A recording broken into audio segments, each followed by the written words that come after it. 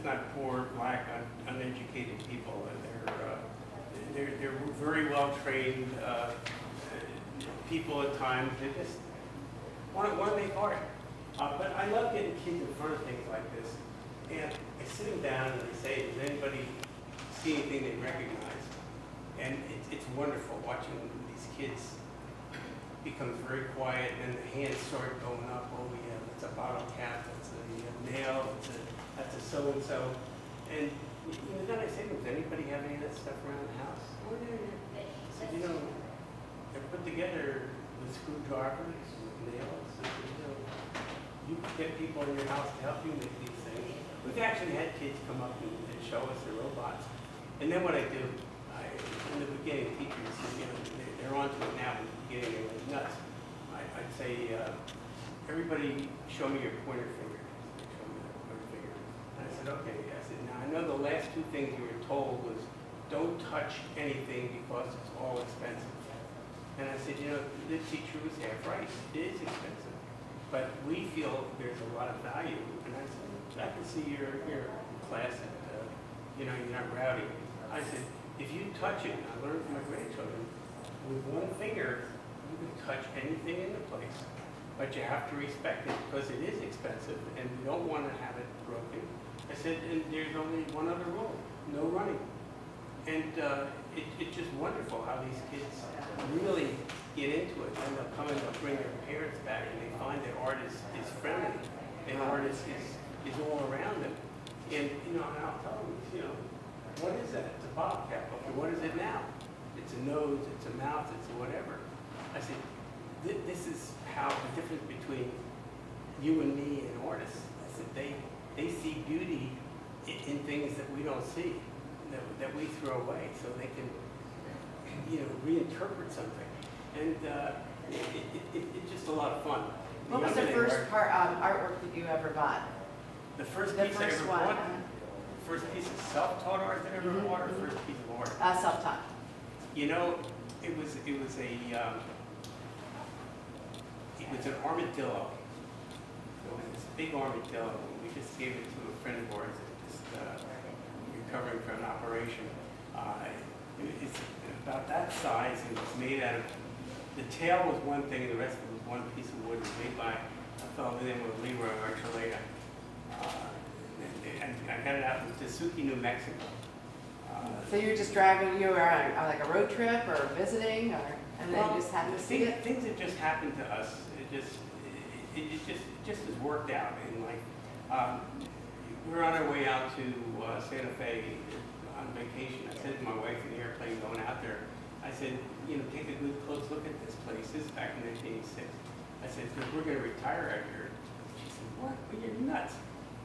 She says, our whole family's in the East Coast. We're not coming out here. I said, no. And I said, everything I've read about the golf, the tennis, the skiing, the Indian life out here, there's no allergies. You're mild, above everything. And I said, the art atmosphere is good. It's got to be the best place on earth, and it is. It truly is. So the first night, we go to dinner, and there's one other couple in this little place. And the guy catches my eye and he says, enjoy your vacation. I said, thanks, enjoy your vacation. And he said, we're not on vacation. We're retired out here. I said, let me buy a cup of coffee. So I'm asking him things about real estate. And my wife was going nuts. And one of us said, we collected folk art. And they started jumping up and down, literally. They said, well, whose folk art do you collect? And we said, well, things like cigar store Indians. And see, those people, they're not alive. They didn't sign these things. They only signed weather vanes and barber poles.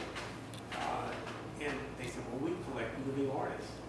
And they said, where are you staying? We told them, they said, you're a mile from where we live. Come to our house for a drink before you go to dinner. And it was a couple of them by the name of Jan and Chuck Rosenack. They were in the process of writing the first Bible, literally, just called the Encyclopedia of 20th Century American Folk Art. And they're in the process of doing this with the Folk Art Museum in New York. And they've become our mentors. Whenever we travel anywhere in the country, we'd say, we're going to such and such place. They tell us, well, go see this person, go see that person, go to that institution, go to that prison, whatever. I mean, just amazing. So things serendipitously have happened to us to get into this art. And it's become a lifelong passion. It still is, it always will be. And I love teaching people that, what I said even before, that good art's just made by good artists. And it just, you never know when somebody's going to start to do it, or for whatever reason. There are just many, many reasons. Could be religious, could be anything at all. But they just have a need to create. I'm going to shut up after a minute and let Emily take over. But you see this work over here? Everyone's smiling. I have a painting or two to show you. This is Sybil Rowe Thompson. She lives in Reading. She's autistic. She was born autistic, and that's the way she'll always be. But she walks around Reading, and she and takes buses. And I call it a story of Reading. And she sees these things, and she's got photographic mind and memory, and she'll just, whenever, you never know when it's going to happen, she'll do the house or the mansion or hospital or Albright College or Kutztown, and it'll be in total recall, but only in happy colors. She only likes to do happy colors, but her frames are fantastic. And this is another thing with most of the artists. Do you know the word horror vacui? It's a fear of empty spaces. And most self-taught artists, they don't know how to handle negative space, so they don't work with negative space. And they also, very few of them know how to mix colors. So they'll work with primary colors, and she's a perfect example. But I mean, you look at her work. I mean, if there's a crack in the wood, she'll paint inside the crack. I mean, literally. I remember one time a trained artist was looking at her work, and he said, she can't do what I do, and I can't do what she does. I mean, any of us could sit here and try to imitate this, but you would never come off. And she just sees these patterns in her head. I watched her one time with a painting. She had this little palette of watercolors, and she had it all drawn out. And she was putting in a color at a time, blue, blue, blue.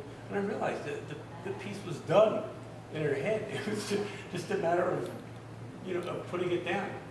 I'm going to just talk about one other artist, then I'm going to shut up. Because you were talking about We Gabriel love Schaefer. hearing you talk, so don't be silly. Gabriel Schaefer, his mother is a well-known self-taught artist, Cher Schaefer. And we saw her in the gallery 6 years ago, and he contacted me and he said he wanted me to carry his work. And I really didn't like it at all.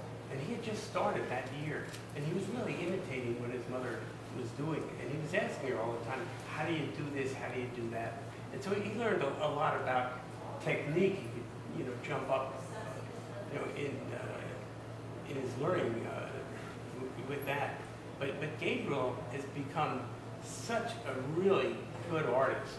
I told him we had a show here a year ago. He was part of it, and I said, Gabe, in a couple of years, don't tell anyone you're a self-taught artist. It's a pejorative term. People think you should be able to buy things cheaper because it's self-taught artists. And unfortunately, that's a knock they get. But he is just kind of amazing. You'll see a couple of other big pieces of his back here and a couple of drawings down back here. Gabriel likes going into abandoned buildings and finding the paper, and he collages it into all of his work. We just like that feel of that old paper. It's just something, that's part of him. But you'll see, I mean, he's as contemporary as could be, and just his colors are so lively, and he is different from most self-taught artists. When they get into a style, they stay within that style. It's just something that happens.